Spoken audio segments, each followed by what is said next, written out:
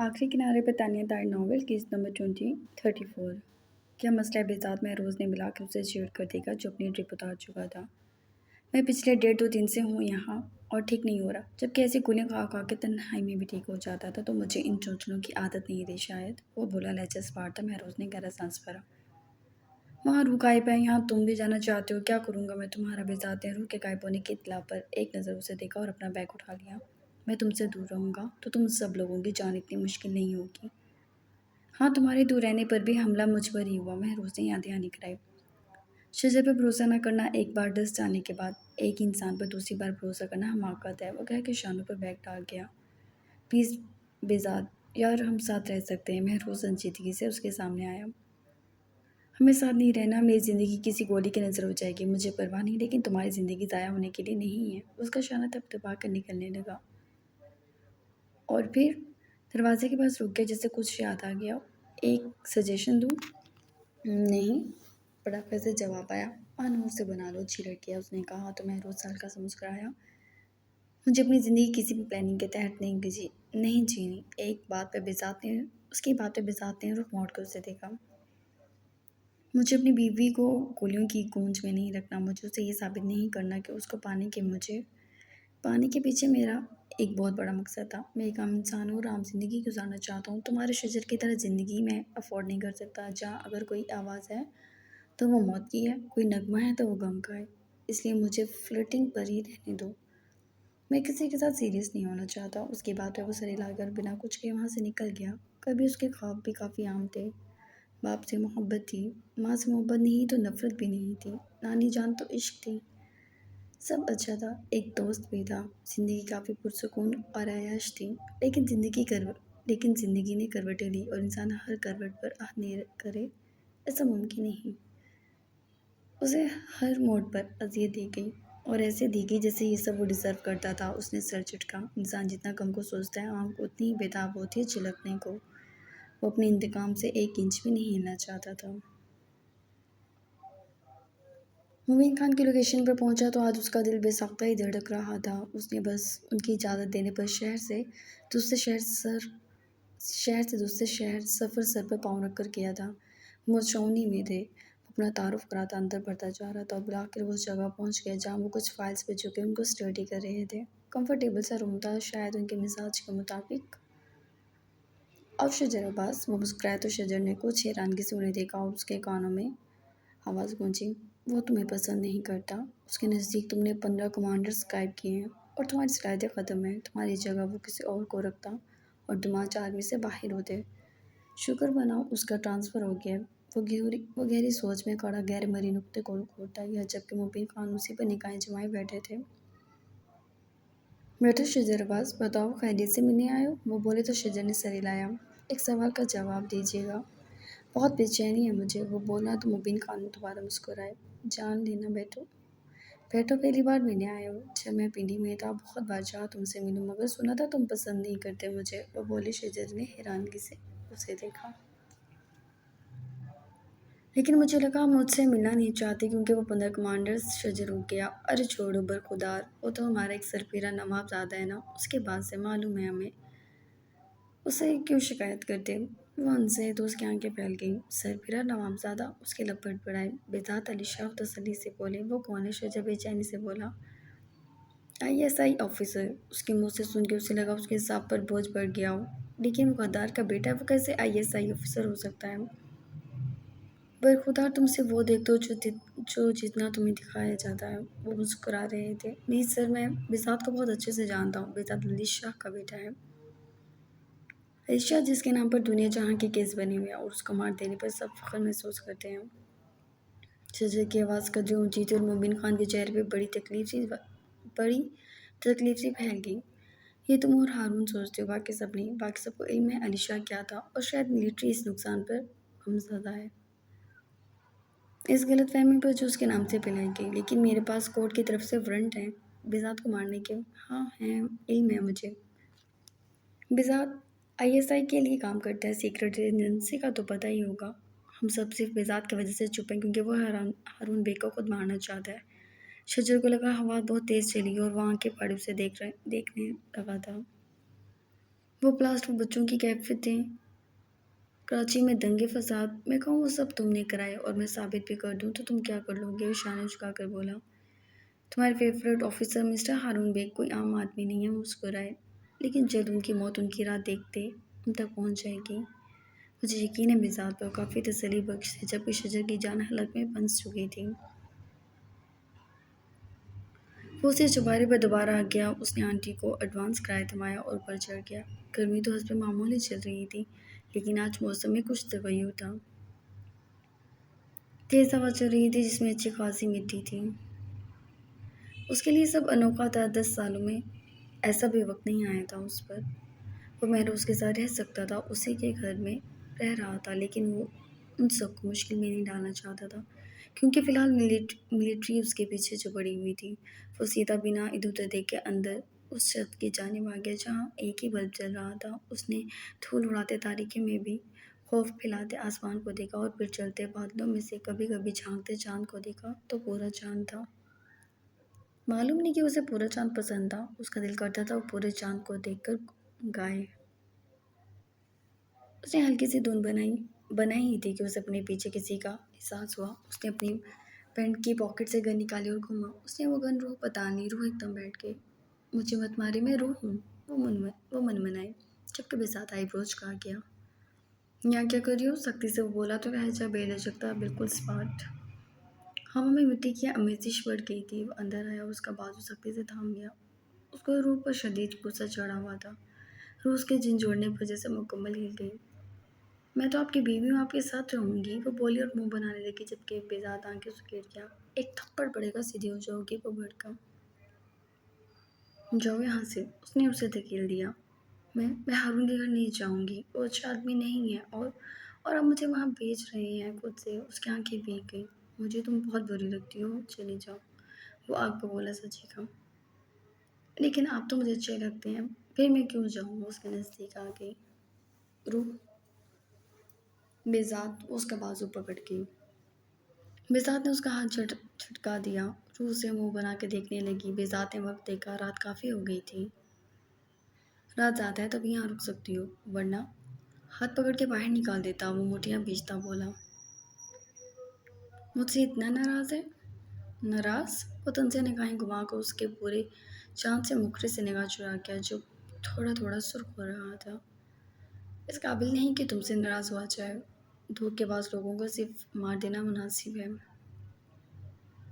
میں سچ کہہ رہی ہوں، مجھے جو بتایا گیا، آئی ٹوک اٹ۔ 16 سال کی بچی ہو تم، وہ چیخا تو روح کا ہاتھ خود بخود اس کے بازو پر سے ہٹ گیا۔ وہ سر جھکا گئی۔ تم نے دھوکہ دیا مجھے، اور اتنا پاگل تو ہوں نہیں کہ بار بار تم سے دھوکہ کھاؤں، تو بہتر ہے اپنی بوتھی لے کر یہیں کسی اندھیرے میں گم ہو جاؤ۔ وہ وارن کرتا انگلی اٹھا گیا۔ صبح ہونے سے پہلی دفعہ ہو جانا یہاں سے، سخت برہمی سے کہہ کر وہ وہاں سے باہر نکل گیا اور اس تخت کو دیکھا جہاں کافی مٹی تھی۔ وہ لیٹ نہیں سکتا تھا، تبھی کھڑا ہو گیا۔ روح نے مڑ کر دیکھا اور بٹن آن کیا۔ وہ اس کے لیے ایک میٹرس لائی تھی، ایک پنک کوشن جس پر وہ سو سکے، ایک فین چھوٹا سا، اور جتنے اس کے ہاتھ میں پیسے تھے اس نے اس کے لیے وہاں سیٹنگ کی تھی۔ اس نے یلو لائٹس لگائی تھی، چھوٹی چھوٹی، کہ کچھ روشنی ہو سکے، اور اس نے ایک نگاہ بھی نہیں دیکھا تھا، شاید وہ یہی ڈیزرو کرتی تھی۔ وہ دکے مارے خود ہی اسی بیڈ میں لیٹ گئی اور فین چلا کے لائٹس آن کر لی اور رونے لگی۔ اونچی اونچی آواز میں وہ جان بوجھ کر رو رہی تھی۔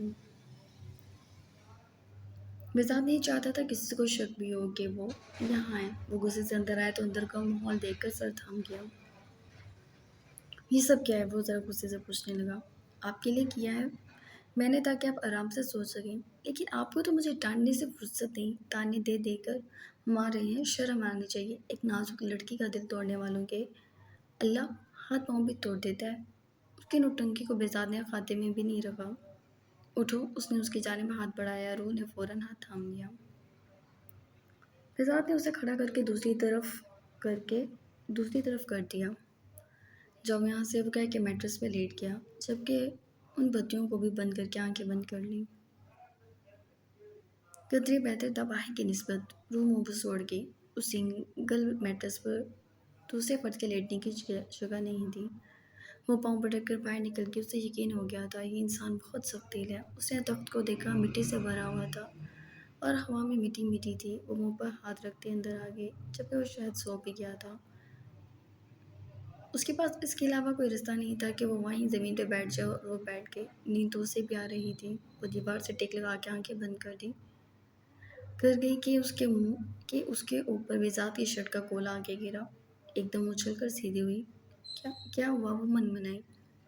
ادھر آ کے لیٹ جاؤ، مجھے ویسے بھی نیند نہیں آ رہی، اور یاد رکھنا صبح ہوتے ہی نکل جانا یہاں سے، وہ بولا جبکہ روح وہاں سے اٹھ گئی اور منہ بنا کے وہ میٹرس پہ بیٹھ گئی۔ بزاد اٹھنا چاہتا تھا لیکن وہ پہلے ہی لیٹ گئی۔ میٹرس سنگل تھا تبھی اس کے لیٹتے ہی جگہ اس طرح تنگ ہو گئی کہ اسے بالکل بزاد کے باہوں میں لیٹنا پڑا تھا۔ بزاد کے بازو پر سر رکھتی وہ اس کے اتنا قریب تھی کہ اس کی سانسوں کی تپش بزاد کے دل سے ٹکرا رہی تھی اور اس کے عمل پر چونکا تھا۔ جبکہ وہ آہستگی سے آنکھیں بند کر کے آپ بھی لیٹ جائیں، اس نے کافی آہستگی سے کہا۔ بزاد نے دانتوں کو سختی سے بھینچ لیا جیسے وہ اپنے اندر بے اٹھنے والے جذبات کو دبانا چاہ رہا تھا۔ بزاد سخت ورنہ یوں ہی لیٹا رہا جبکہ اسے روح کی مدھم مدھم سانسیں بھاری ہونے لگی تھیں اور دل کے مقام پر پڑتا ایک تپش بڑا احساس الگ ہی طوفان لانے والا تھا۔ باہر رات کی تاریکی میں سرخ آندھی نے جوش لیا اور اسے ایسا لگا اس چوبارے پہ ہوا کا دباؤ بڑھتا جا رہا ہے۔ اس نے اٹھ کے ایک نگاہ گھما کر دیکھا، بزاد بھی اسی کی جانب دیکھ رہا تھا۔ اس نے سانس اندر اتارا، اٹھنے لگی کیونکہ اس کے رویے میں کوئی تبدیلی نہیں آئی تھی۔ روح کو اپنی مقام اور جگہ سمجھ آ گیا۔ وہ اسے شاید کبھی نہ معاف کرتا اگر وہ خود کو ختم کر کے دوبارہ بھی پیدا ہو کر اس کے پاس آتی، وہ تب بھی اسے معاف نہ کرتا۔ اس کی آنکھوں میں سرخ لکیر سی بنی اور وہ اٹھتی کہ بزاد نے اس کی نہ تو کمر میں ہاتھ نکال کر میٹرس کے دوسری طرف ہاتھ رکھتا اس کے اوپر چھا گیا۔ کیا چاہتی ہو؟ اس کے لہجے کی پھنکار روح کے چہرے پہ پڑی تھی۔ کچھ نہیں، مجھے ڈر لگ رہا ہے، مجھے ماما کے پاس جانا ہے۔ اس کے سینے پہ ہاتھ رکھتے اسے دور کرنے لگی جبکہ وہ اتنا ہی جھک گیا یہاں تک کہ اس کے وجود پر اس نے سارا بوجھ ڈال دیا جان بوجھ کر۔ اچھا نیچ عورت کے پاس جانا چاہتی ہو؟ وہ بولا جبکہ روح نے اس کی آنکھوں میں دیکھا جہاں غصہ تھا۔ وہ ماں ہے میری، وہ منائی، اور میرے باپ کی قاتل۔ اس نے اس کا چہرہ اپنے ہاتھ میں جکڑا اونچا کیا، اس کی انگلیاں اس کے گالوں میں دبنے لگی۔ وہ بولو۔ بزاد نے نزدیک ہوتے اس کے ہونٹوں کے کنارے پہ انگوٹھا رکھا۔ کچھ نہیں، آپ ہٹیں، مجھے جانا ہے، آہستگی سے بولتی وہ اسے دور کرنے لگی۔ کہاں جاؤ گی؟ وہ بولا۔ اپنے گھر، وہ بھی ناراضگی سے کہہ گئی۔ صحیح، جاؤ پھر۔ وہ دور ہو گیا، آنکھوں پہ ہاتھ رکھ کر لیٹ گیا۔ روح نے اس کی جانب دیکھا۔ بزاد کے ناک سے اس کی مہک ٹکرائی تھی۔ وہ اس مہک کو خود بھی کھینچ گیا۔ اس کے اندرونی جذبات اس کے اندر مچل رہے تھے، اس کو چھونے کو بےتاب تھے جبکہ وہ بار بار خود کو اس سے دور کر رہا تھا، جھڑک رہا تھا اپنی اندرونی جذبات کو۔ وہ اٹھی تو اس کے ریشمی بال اس کے چہرے کی نرمی کو چھو گئے۔ بزاد نے بازو اٹھایا، وہ اٹھ رہی تھی اور بس ہو گئی۔ وہ اس کا محرم تھا، اس پر حق اور اختیارات رکھتا تھا۔ اندھیرا، تنہائی اور اس کے وجود پہ حق اسے اپنی جانب کھینچ رہا تھا، اور وہ اس وقت ہر شے کو بلا طاق رکھ کر اس کی جانب ہاتھ بڑھا کر اس کی نازک کمر میں ہاتھ ڈال دیا اور اسے اپنی سمت کھینچا تو روح زور سے میٹرس پر آ کر گری اور ایک دم منہ بنا گئی۔ بزاد، یہ کیا جنگلی پن ہے؟ وہ اپنی کمر میں اٹھنے والی درد سے کراہتی بولی۔ بڑوں کی عزت کرنی چاہیے، پیار سے نام لو میرا۔ اس نے اس کے ریشمی بال اپنی مٹھی میں جکڑے اس کا سر پیچھے کو کھینچا۔ بزاد کی سانسوں میں تیزی تھی اور آہستگی سے پہلا لمس اسے بخشنے لگا تھا۔ اس کے لب اس کی گردن کی نرمیوں کو بےتابی سے تلاش کرنے لگے۔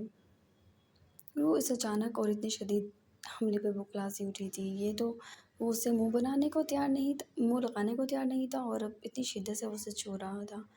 روح کی سانسوں کی ناہمواری گواہ تھی کہ بزاد کا لمس اس کی جان نکال رہا ہے جبکہ وہ اسے ایسے چھو رہا تھا جیسے وہ برسوں کا پیاسا ہو اور وہ اس کو سیراب کرنے والا پانی کا کنواں۔ لو میرا نام۔ اس نے سر اٹھایا اور ان گلابی نشانوں پہ انگلی چلائی۔ روح نے سانس اندر کھینچا۔ یہ کیا حرکت کر رہے ہیں؟ دور رہیں، ہماری شادی نہیں ہوئی ہے ابھی۔ وہ جلدی سے اٹھ کر بیٹھ گئی۔ بزاد نے سر کے نیچے ہاتھ رکھا اور اسے دیکھنے لگا۔ 10 سال پہلے کیا ہوا تھا؟ میں بچی تھی تب۔ شادی کا شوق تمہیں بچپن سے تھا۔ اس کے زوال پہ وہ شرمندہ ہو گئی تھوڑا، مگر اس کا یہ مطلب نہیں کہ اب مجھ پر یوں حملہ کریں۔ شادی کے بعد تو یہ سبھی ہوتا ہے، اور خیر تمہیں تو 10 سال مل گئے۔ جی بالکل 10 سال ہیں ہمارے بیچ میں۔ دولہا بن کر آئیں پھر میرے گھر سے لے کر جائیں، اس کے بعد جو مرضی کیجیے گا۔ وہ اس کے موڈ اچھا دیکھ کر اٹھلائی، جو مرضی اس نے آئی برو چکائی۔ میرا مطلب وہ ایک دم سرخ ہوئی، زبان سے پھسل گیا میں، اور میرا ہاتھ پھسل رہا ہے۔ اس کی انگلیاں روح کی کمر پہ پھیلی، روح ایک دم دور ہوئی، بےذات آنکھیں سے گر گیا۔ کہا نا دولہا بن کے آئیے گا۔ تم کچھ زیادہ اونچا خواب نہیں دیکھتی؟ اس نے گہرا سانس بھرا۔ خواب پورے بھی تو ہوتے ہیں، وہ نرمی سے بولی۔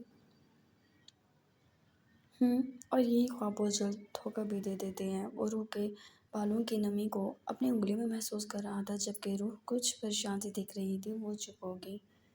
اب کیا؟ بےذات کو اچھا نہیں لگا اس کا چپ رہنا۔ میں ہر اس جگہ آپ کو ملوں گی جہاں آپ کو میری ضرورت ہوگی بےذات۔ اس نے اس کے ہاتھ تھام لیے۔ مجھے تمہاری ضرورت نہیں ہے، میرے معاملات سے دور رہنا۔ اگر تم میرے دل کو خوش کرنے کا ایک ذریعہ بننا چاہتی ہو تو اس حد تک کافی ہو، لیکن اس سے زیادہ کچھ نہیں۔ اس نے کافی بے رحمی سے اسے ایک درجہ دیا تھا۔ روح کو نہ چاہتے ہوئے بھی سمجھ آ گیا۔ وہ اسے ہم سے دیکھنے لگی۔ میں صرف آپ کے بستر کا سو نہیں ہوں، وہ برہمی سے بولی۔ ہاں علم ہے، میں نے تمہیں جو بنایا تھا تم وہ بنی نہیں۔ وہ شانہ جھکا گیا۔ روح غصے سے لیٹ کر کروٹ موڑ لی، جبکہ بےذات نے اس کی کمر میں ہاتھ باندھ کر اس کی گردن سے بال ہٹائے اور اس کی گردن پہ حسین سا نشان بنایا اور آنکھیں موند لیں۔ روح کے آنسو اس کے بازو پر گرنے لگے۔ اسے علم نہیں تھا وہ اسے کب معاف کرے گا۔